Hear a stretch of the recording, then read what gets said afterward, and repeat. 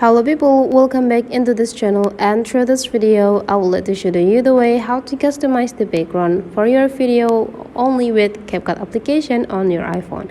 First thing you have to do, open the Capcut application. After opening Capcut, we need to find the project or the video that we want to customize the backgrounds from. So you just need to go the project if you already have one, or you can also create the new project. And here I got this video. Actually, this is the picture, but then I add several animation on it, so it's just will be extracted to be a video. So the next thing we need to do to customize the background is just go click the clip, and after that we need to take a look on this bottom section, slide into the left side until you found the remove PG, which is the remove background right here. So you just need to go click it.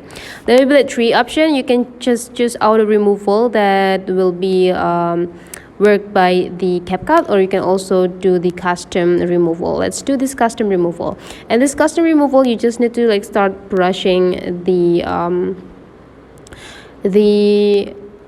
object that you want to keep here, and you just need to wait until the Capcut work for you. Just need to wait. It is depending to the duration of the clip.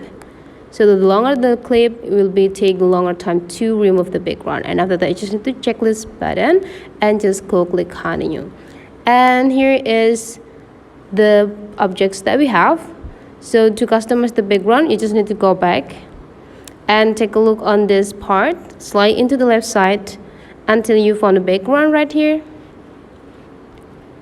And after that, you just need to choose either you want to have a color, or you can also click this image if you already have the image. So I will let you do with the color. So you just need to pick which color that you want to add. And after that, you just need to go check this button, and here is the result.